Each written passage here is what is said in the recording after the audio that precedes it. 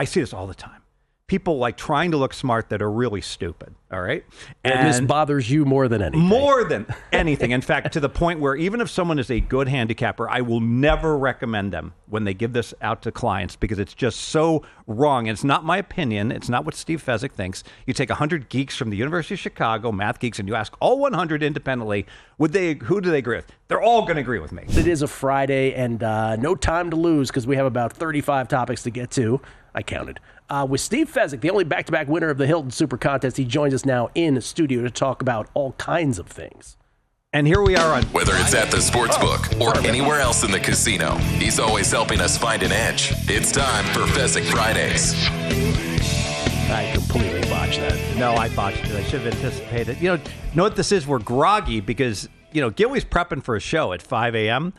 and then nonstop live wagering college basketball from 3:30 until about 10:30 till the Arizona or the Hawaii game ends. Handicapping tennis throughout as well. Exactly. So in all honesty, you probably work 16 hours a day, right? Kelly and I talk about this all the time, right? So Kelly's handicapping golf. Like when you have like 5 tennis tournaments and there's, earlier in the week it's worse because as the brackets move on and you get to the quarters and the semis, it's a little easier towards the end of the week. But at the beginning of the week, there's like 70 matches, right? You have to love it. If you don't love it, this is not the job for you. I've heard people say, "Oh gosh, Sunday I got to watch the Sunday night football game, and I'm already tired. I want to go shopping with my sister." And it's just like this is not probably your role if that's the case. Yeah, that's exactly right. So we talk about that all the time. It's like, you don't just show up and do 2 hours. You're working all the time on stuff. It's a great life. Don't get me wrong, but what's the line? It's a tough way to make an easy living, they say. Well, and do what you love, and you won't have to work a minute your entire life. Mm-hmm. That's right. Okay, we have tons of things to talk about, a lot of which is, and I'm flattered by this because you're always listening, there was some stuff that we talked about yesterday, and I'll just go through them in no particular order. One was the guy who, if you missed the show yesterday when Crack was on, Crack Thursdays, unscripted, we talked about Crack. Oh, it's fantastic. Just completely off the cuff. And we brought up this guy in Pennsylvania who won in quotes, a $57,000 jackpot on a slot machine. But because he had self-reporting being a mechanism with gaming and with compliance, where if you are a problem gambler, it is a mechanism to sort of defend against yourself, defend against your own bad instincts. And so because he had self-excluded, $57,000 that he won, he didn't win it. They withheld it from him. And you believe, which I think is an interesting thing, you believe he still has a case. Well, I think it'd be fascinating. You should call Bob Nersessian, who's like a gaming lawyer. And so I know he signed the disclaimer saying, that he's foregoing his rights to any future jackpots when he does this. However, there is a precedent with lots of cases. Like if a casino says maximum bet $1,000, if a sportsbook says max bet college basketball $1,000, and I say I want $3,000, once they print the ticket, or if I go to a blackjack table and I bet $3,000, I have action. The casino, despite the rule, they have accepted the wager. So once they book the bet or they let me bet it, my understanding is that if I win, I get paid my full amount. So the fact that you had this rule that he's not allowed to wager and he's not eligible for the jackpot, but they're accepting all these wagers. And if he's registered, if he has a player's card, I would think that would trump the previous agreement that the fact that the casino is taking this action. I also think it's a stupid rule, and the legislators need to change it because here's why. Yeah, no, I get it. Giving problem gamblers a huge disincentive to ever sign up because, God forbid I ever hit a jackpot. I'm the biggest dumbo in the world. I put my name on this no jackpot list. Well, it's interesting because it's probably a state-by-state thing, right? Because Vital Vegas was pointing out on Twitter yesterday to me that if this was in Nevada, right, that the person would have gotten the jackpot and then they would have been removed from the premises. Sure. But he signed to language that apparently was very explicit, like you're not entitled to any winnings that you have. But you made the point, or some of us made the point off air, if not on, which is, okay, but what if he went in there and lost money? Where's that money go? So I don't know. It's going to be fascinating because some lawyer will pursue this. And it's shocking how fast my buddies, like Richard Munchkin, that's so good at he's not my buddy, but he's a great blackjack player, probably one of the top 5 in the world. And a gentleman, by the way. And a fantastic guy, and 100 times smarter than you, me, or anyone else.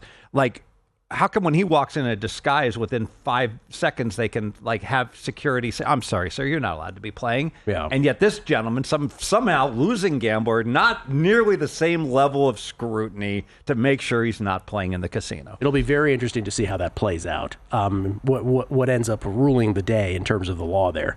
The other thing I talked about yesterday, or one of the other things, was parlays. Bill and I got into a parlay discussion. I don't know how you felt I did on that, but I sort of gave the three acceptable reasons to actually bet them. I also allowed at the end, if anybody listened to the clip, I actually allowed that in tennis I still do them.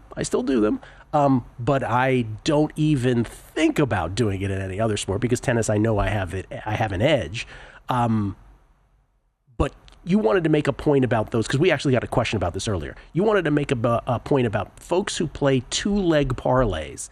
And then once they hit the first, they behave in a certain way. Yes, and just anyone who missed the segment yesterday, basically, and this is basic strategy, the pros know this, you play parlays to circumvent limits, you play parlays to do correlations, you play parlays to look like a Dumbo. That's right. To preserve Those are your playing lifetime. And also you can play parlays for special promotions. A place might play a 2-team parlay at 14-5. So that's like laying minus 105, so you get extra half points on a parlay card or, better promotion. But cancel all that. None of that applying. The problem, I see this all the time. People trying to look smart that are really stupid. All right. And this bothers you more than anything. More than anything. In fact, to the point where even if someone is a good handicapper, I will never recommend them when they give this out to clients because it's just so wrong. And it's not my opinion. It's not what Steve Fezzik thinks. You take 100 geeks from the University of Chicago, math geeks, and you ask all 100 independently, who do they agree with? They're all going to agree with me. Mm-hmm. So now maybe all 100 of these math geniuses are wrong. And you're right. But probably the University of Chicago people are right. Namely, so you parlay 2 minus 240 baseball favorites, and the first one gets home. And now the Dodgers are playing the Reds, and they're still minus 240. The line's still the same. And here they come. Oh, let's lock in a profit because my parlay was minus 100. I didn't lay minus 240. I'm laying minus 100 on my ticket. No, you're not. You're laying minus 240. The first bet has won. You've won 100. Now you have $340 basically risk to win 140 on the Dodgers. So they say, I want to lock in a profit. I want to play the Reds, plus 210. All right. You're not locking in a profit. You're locking in a loss. You're essentially laying minus 240 and taking plus 210. And then sometimes I want to play the run line then. And then I got a big middle. It's all wrong on every layer, and every single competent math guy and sports bettor will tell you the same thing. I think you made this point about this particularly, but I believe it applies to beyond sports betting. I think this is more of like a human condition thing. Betting, it really is a reflection of the human condition, which is people would rather be wrong their way than right your way. I was having an argument, absolutely, and it's beyond sports betting. I think that's just human nature. Sports betting, and I'm guilty. We're all guilty of this. Yeah. We have so much conviction. Think about your feelings about global warming. All right. No one really knows what's going on, okay? You look back in the 70s, it was cold as all heck, and it felt like we were going into an ice age, all right? And everyone's talking about, all this industry is going to create an ice age. Personally, I think global warming is a thing, and I'm concerned about it. My best friend isn't worried at all. He has so much conviction on this, and I'm like, John, neither one of us can be sure. There's not enough data. It's incomplete, imperfect. It's like a poker. It's like a range of hands. You can say, my opinion is this, on a lot of things, but you just can't be sure. And so many things in life.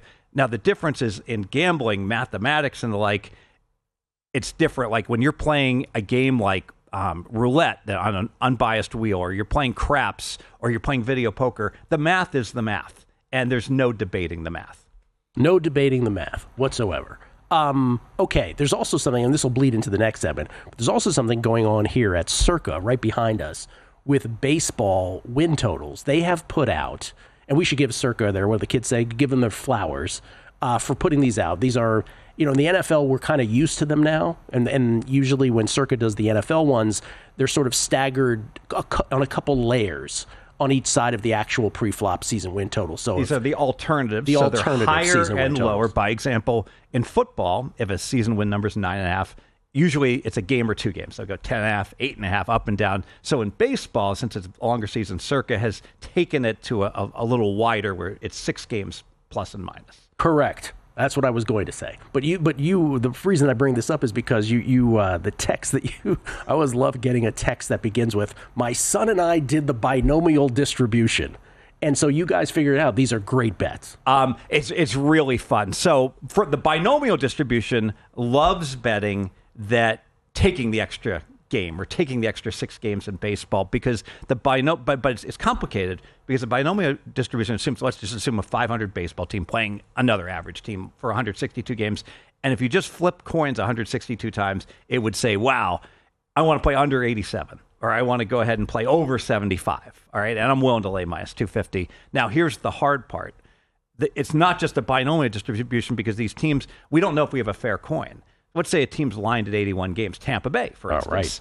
Maybe they're better than 81. Mm-hmm. Maybe they're worse. We're not going to find out till they actually play. Further, as the season progresses, the coin does become biased. Injuries, roster changes, etc. Look no further than like the White Sox last year, that by early May, we realized that pre-flop number, whatever it was, 70, can't recall, was just so wrong, and this was just almost an all-time worst. It was an all-time worst baseball team, so the coin can be biased. So the binomial distribution, calculating based upon the anchored pre-flop number, is going to overvalue how often you're going to land within the number. And the whale capper figured this out in football. He did. He was the first person to bring it up. And all accolades to him, because I kind of poo-pooed it. Like, he was like, take plus 200 and give up a game. And he was absolutely right. His sentence in English was, the notion that those are priced correctly is probably a fallacy. Right. And the reason being is they're priced based upon the binomial distribution only. We'll get to what Steve actually bet on that and so much more. Steve Fezzik, Numbers Game, VSiN, coming back. You did bet the Royals in these alternate season win totals we were talking about. What did you bet? So I like the handicap. I heard Royals under 83.5. I do think there should be a fine. Heard from? You. No, Adam Burke. Adam Burke. Adam Burke on this show. Adam's going to get mad at me. $40 fine because he said 83.5, and that wasn't like readily available. But that's fine. He's still making me money, so I'm happy. And I like this whole handicap. To summarize, Adam said that the Royals are overvalued, and as a Ragans, like their ace might be as good, but he's not going to be better, and they're pitching suspect, and all these reasons why the Royals. Yeah, he likes under 83.5 or 82.5. But so I'm like, okay, let me take a look at these. Benson put them up, these alternative season wins. What's this? The Royals are 88.5. The Royals are not winning 90 games. The Royals, if they somehow overachieve again to the point that their noses bleed for 5 years, they'll win 86 games. So I love that extra 6 games where I literally feel the ceiling is like 87 wins if everything goes right for them. They have a very frustrating offense beyond Bobby Witt and Pasquantino in the middle. So it's if you were bullish on the Royals, to have to sit through that offense on a nightly basis is going to be a tough thing. And Burke brought up the point. I love this, that Witt is not as good on the road, so they're extremely vulnerable to a long road losing streak. And I don't know if Lugo is going to be as good. I think to me, I'd be more willing to bet that he won't be anywhere near what he was last year in his near Cy Young season. He finished second, obviously, to Tarek Skubal. Circa deserves its props for putting those up. No pun intended. They deserve their accolades for putting those up. And if it weren't for Circa, how would you describe the current state of affairs here in the lovely state of Nevada? Well, the good news is that Nevada has 80% of the bookmakers in the Sports Betting Hall of Fame. But the bad news is that it is a wasteland, despite all those Hall of Fame bookmakers. I got to tell you, without Circa, Colorado, Illinois, Ohio, Pennsylvania would all be much more, not just more attractive, much more attractive in order to play. And in fact, there's a lot of sports bettors that used to live in Nevada, and then they moved to Colorado. Yes. And because you had more access to books. And frankly, if you're trying to bet on apps, now these books, they'll talk a big game. Oh, we'll take bets from everyone. Yeah, if you're physically in their property, you take your helicopter over and hang out at their one property.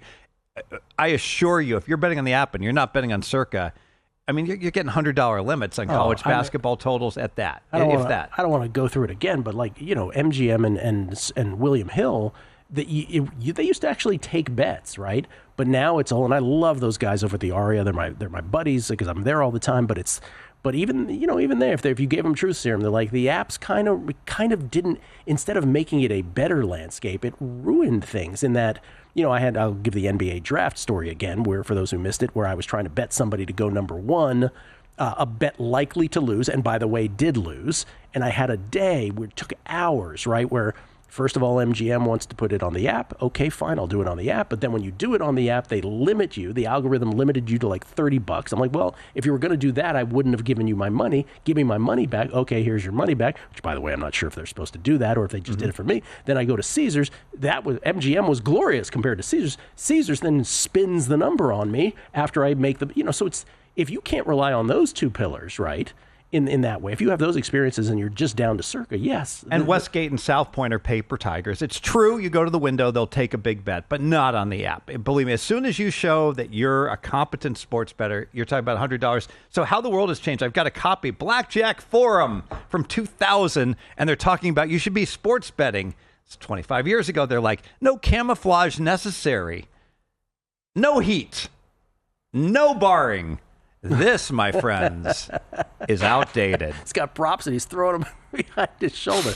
All right, let's talk about something else. This is another, it's as old a topic as sports betting is, but something rankled you yesterday, which is our buddy Spanky was talking about. And by the way, Spanky is right about the premise, but you just wanted to sort of be a little more nuanced about it. By the way, and I love Spanky. Everyone loves Spanky.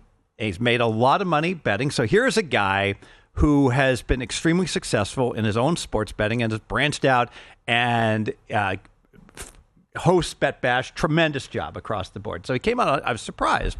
On his podcast, he basically was cursing out everyone who is selling picks in the industry. And his point was, don't give any of them a penny. All right? Cursing them out. And people who sell picks. Yes. And I'll use an analogy. It would be like saying, don't play blackjack. Look at the universe, like almost everyone loses. But everyone doesn't lose. And anyone who actually studies blackjack and works on their game does win. They have the advantage, all right? So the same thing really is true. Buyer beware. It's like finding a financial advisor, all right? The vast majority of financial advisors aren't going to help someone who is doing their own research because they can't give enough extra acumen to your investments to pay for their time. Okay, it's just too expensive. So you got to find the right way to find the experts. And I cited people like Brad Powers, Mark Lawrence, like with their newsletters and how powerful those can be. It's like, who wouldn't pay $10 to get a Brad Powers newsletter or a Mark Lawrence newsletter, or to go ahead and get an annual service? Dr. Bob's analysis, like Dr. Bob's like self-documented. And he's been a winning handicapper for 30 years, and no one questions. I mean, he's staying up all night, and he's working so hard, and the like. You did this, and you're in this industry. Yep. So for Spanky to come out and say and curse people out, saying don't give anyone a nickel. And my understanding, here's a guy that made, maybe millions following people that do exactly this and paying for that information. It just seemed inconsistent. But you're right. In general, if you think he's right. In general, if you think you're going to make money finding some sharp former NFL cheerleader that's selling picks and buy her picks and invest in them, well, you're a little naive, I think. Yeah. No, I do. I understand what you're saying, though. This is as old a topic as it is. We've gone years without even talking about this because I find it like a hackneyed topic. But generally, once in a while, it's worth bringing up because there's always new listeners, and certainly at Sirius XM 158, we have new listeners who perhaps haven't heard this discussion before, which is, yes, generally, it's as old a scourge on the business as there has ever been, right? It gave, maybe more than anything, or maybe as much as anything, gambling a bad name because it was always, the guys screaming loudest, right, on TV. That's your children's right, children. I'm 60-1, or you have the Vegas Daves of the world who literally, again, I'll go back to the Action Showtime docuseries, right, which I had a part in sort of consulting on.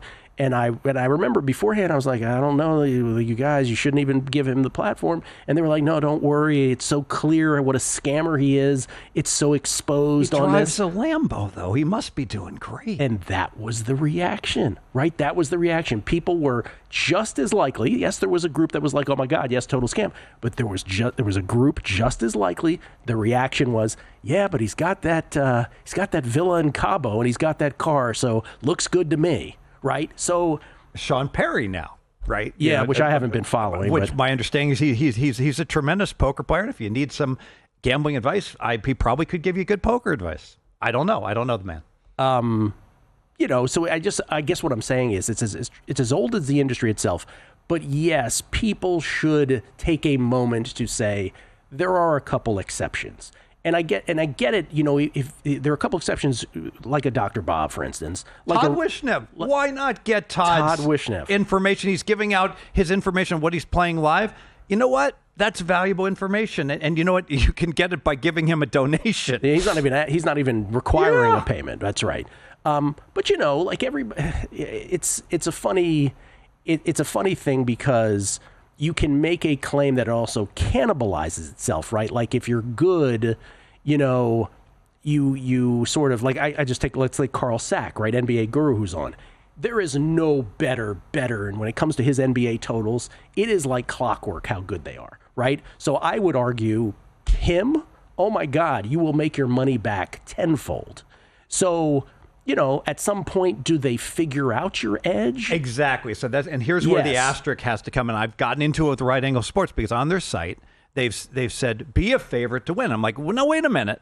You're not necessarily a favorite. If you just smoke dope all day, and then 5 minutes before the games go, let me see what Right Angle's. Oh, they're on the Kent Akron over, which I'm on tonight at 155. Well, now it's 157. All right. So if you think you're just going to play Right Angle's plays at post after the line moves pay for his service and be a favorite to win, that's the problem. That is exactly the problem. So, but having no one would debate, hey, it's valuable to know who Right Angle has, and if I could get it for $1 and get it when it's being released, it's just a question: am I betting enough to justify the cost? Yeah, I think as long as we can have a nuanced discussion about it, where his premise is absolutely 100% right, but just know that there are certain valuable people and certain valuable ways to view all There are stuff. exceptions to the rule, and just having the general information of knowing who's on what is valuable. More with Fezzik on the other side. This is from, we'll start with Steve the Proxy. Just stopped by a Bourbon Street bar here in Vegas and was surprised to see a numbers game on side by side with ESPN. Total population at the moment, me and one other video poker degen at 7:30 a.m. Safe to say ANG has made the big time. Oh, love it when you live and at Bourbon Street, baby. That's right, baby. We've made it big time. Joe C., he might be at Indian Wells. We'll see if we'll see each other at Indian Wells. This is from Money Caperletti talking about our NBA stuff. He says there's a national book that allows NBA award parlays. Good luck for the for the Defensive Player of the Year consolation if Joker wins MVP. ND Money, maybe secretly Daniel F. Berger and Danielle freaking Collins are siblings. I thought about that when I was talking about Berger. C. Spackler from Caddyshack. I'm looking for an NBA MVP runner-up bet for my Jokic money. Anyone know a trading platform that will take it? Trophies for everyone. No, you're not going to get a runner-up market anywhere. By the way, he has Jokic for MVP, Wemby for Defensive Player of the Year parlay. Oh, yeah, that's not happening. Buddhist Man, classic moment when Kelly was sent scrambling to the WTA players listing webpage on his laptop right after Gil cited Anna Karenina in comparison to the VSiN MLB betting guide. D-Gen Southern Gent would never claim to be smarter than Fezzik, but I'm curious if he has an opinion on round robin / parlaying tennis picks. In my opinion, it's the sport that round robins and parlays are the most EV due to highly volatile markets and unpredictable start times. All right, let me address this. This is complicated stuff, all right? Growing your bankroll. If you're a 55% handicapper and you parlay everything and you play round robins, by the way, if you're not playing money lines, but if you're playing round robins and spreads, you should play by threes because the three-teamer pays 6-1, and it's actually a better payout. You're laying a little less than minus 110. If you hit 55%, your ROI spikes through the roof versus making individual bets. So people will say, my ROI is so much higher, I should just be playing parlays. No. And the reason is they're inherently more dangerous. So if you go warning, math geek stuff. You have to bet less on the parlays because inevitably you'll have a bad patch. And if you have a bad patch playing, wheeling, and you can do like 8 games you like, one, you don't get the best number necessarily, but even if you did, if you wheel them in round robins by 3s, if you go 4 and 4, you get killed. You get absolutely killed. So you're going to have long losing streaks, and then you're going to have smashing successes, and your overall ROI is higher, but because you got to wager less, your bankroll growth is faster just betting 2% or 3% of bankroll on each and individual play. We did not warn you. There would be math on the show today. Corey Henderson, 775. How much can you get down at Circa on the yes/no to win the college basketball natty? $3,000? No, sir. Try $50,000. We just looked up one random team, Alabama. Now, maybe Alabama was $50,000 because they have no chance because they play no defense. But I'm sure that's representative of what the limits are in all the teams. And Edward Lefevre, Gil, I try to never miss a segment with Steve. It's just awesome. I would love if he could do an hour like crack. There it is, Steve Fezzik. That's great company to be in. You know what I love about Bill is that he's the real deal. I respect people that enter all these contests. Yes, you that do. Gamble, that are going out. You know what I hear all the time? Someone wins a contest, like, oh, they just luck boxed into that contest. You know what? To win it, you got to be in it. And the fact that you're out about, and famously, people always say, oh, Fez lucked out. He won the Westgate, back-to-back years. I won the South Point twice. Also, I won the Leroy's Money Talks. Okay, it was a long time ago. I finished 21st in the millions, just 2023, and I was part of Greg Jones and on the Circus Survivor. And anyone who thinks that I just didn't have any involvement in that, oh my God, did he Gilly have involvement? Can speak to that. He had an exhaustive amount of involvement, if you know what I mean. Just the last month, Steve. I'm Prior on the to that, it was all treadmill. I don't want to talk. I'm on the treadmill. I don't want to talk about this. 2 more random topics here before you leave, because you texted this. This has nothing to do with anything, but we were playing tennis the other day, and you said, let's talk about how, as adults, we forget what's the most fun activities to do. 14-year-olds are smarter than us. Oh, no doubt. So my son's 14. He's a genius, but he brings his basketball to school, and that's it's not the calculus class. It's not the AP World History. It's not the stats class. He's a sophomore. It's the basketball they get to play with his friends. It's the most fun. Gilly and I play tennis. Gilly's better than I. We go out there. We compete. It's when we're done. And we're old. I'm an old guy. It just feels so good, and I'm thankful. I'm like, how many more years am I going to be able to do this, or months or weeks? You just never know. Body's going to break down. And then you look at these adults, and their idea of having fun is like, oh, let me go and play slots in the casinos. Go up to Mount Charleston. Go for a hike. Mm-hmm. You forget how much fun it is as kids. Go play some pickleball. Go whatever you like doing. Try to get back outdoors. Try to do what you did when you were. Think about how happy you were back in junior high school, just playing touch football with your buddies. Especially for us here at this time of year, because we have a definite window before it's almost impossible to get out there. So, yes. For sure. Okay, wait. Craps. You wanted to talk about craps. Famously, so many poker players, TJ Cloutier is the most famous, but they have a big edge and they win millions in poker, and they give it all back at the craps table. And I'm a cyborg, you know that. I mean, my left brain cannot accept it. It's fine. Craps are really fun. Go there. You're not going to win. Go there and bet the minimum. Take your full odds. Take 2 times odds. House edge is 0.6%. Drink your old fashions, and you can drink your way into profitability with the comps. But don't suddenly think that magically, that the gambling math odds are going to smile upon you, and you're going to somehow find a way to win over your career or any one session. It's just a recreation. Have fun with it and bet the minimum.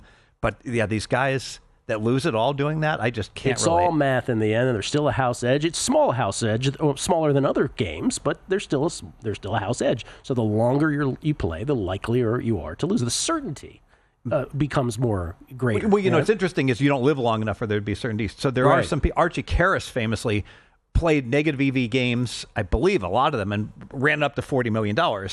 $80 million and then lost it all playing craps and the like. But what he didn't realize is he probably ran 4 standard deviations better than the average bear to get there. And he's thinking he's actually doing something, better than anyone else who's playing these low advantage games. He just got lucky. Standard deviation cashes on the show. Okay, you just called yourself a cyborg. I've often said on the show, you're a robot. But all bettors have leaks.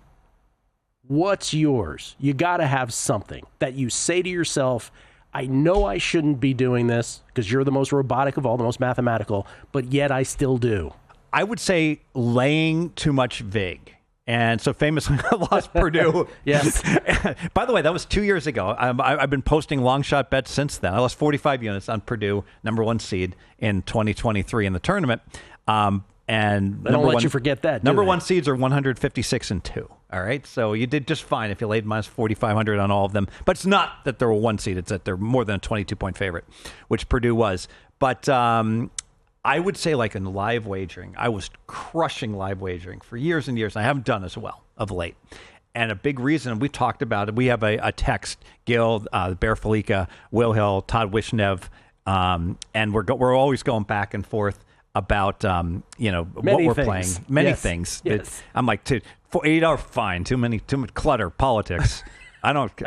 All I know about the Ukraine is it's from the risk map. It's really big, and you can put in a lot of armies. It's a different show, Steve. Yeah. Right? Yeah. So now it's like minus 115. It's circa live wagering's minus 115. I texted Benson. I'm like, sorry, Steve. We need it to be minus 115. Other places it's minus 120. You know what? Think about this. If you're hitting 54%, you're styling. You're at a 3% ROI laying minus 110. If you're laying minus 120, you're bankrupt. 54% ain't good enough. So you can have a bet you like, and you got to be able to say, you know what, just too much vig. I got to pass. All right. So you say that as we sit here quietly, when you're not in front of an app ready to make a bet. Rationally, you have a moment of thought where you can say, okay, I probably laid too much on that. But in the moment, can you stop yourself? They're both going into the bonus, Gilly, and there's 8 minutes left. They got to play first half over. They're going to be hacking like crazy. This is how I picture you. Yes. That's exactly how, because you can't stop yourself. The same way you can't stop yourself. I can't stop myself from being an enforcer on Twitter, which I tell you shouldn't do. I've been better. Have you been better? Yeah, you have been, I guess. Yeah, I'm trying. What is it about you that you can't help yourself with it? I'll go back. I'll explain this. I used to play chess. I was a state runner-up high school in chess. Were you really? And I would play people. What state? Ohio. Candidate master. David Glick was the master. I drew him in the state finals, but he beat everyone else. I wasn't good enough to beat everyone else. David Glick. He's brilliant. So, hi, David. So I would play a guy in like a local league, Southwest Buckeye League. And I'd be playing the guy, and I'd crush him, and he'd like, well, if I didn't make that bad rook move on the 20th move, I was winning. You were never in the game. I was like, and I could just say, I tell you what, I'll give you an hour. I'll take 1 minute on my clock. We can play right now for whatever money you want to have, because it's fairly routine. So the great thing about chess, there's no luck in chess, and all this gambling and this stuff. The best players in the world are hitting 55%, and the worst are hitting 50%. It's all. It's very hard to distinguish between who knows what they're doing and who doesn't, even with a sample size of 100 or 200 or even 1,000. Stevie, we got to run. Thank you. Always fascinating. Steve Fezzik, everybody. Thanks for watching, but don't let the betting insights end here. If you want an extra edge this football season, you can get a month of VSiN Pro right now, absolutely free. That means access to our betting insights, analysis, and tools like our betting splits at zero cost to you. Click the link in the description to sign up.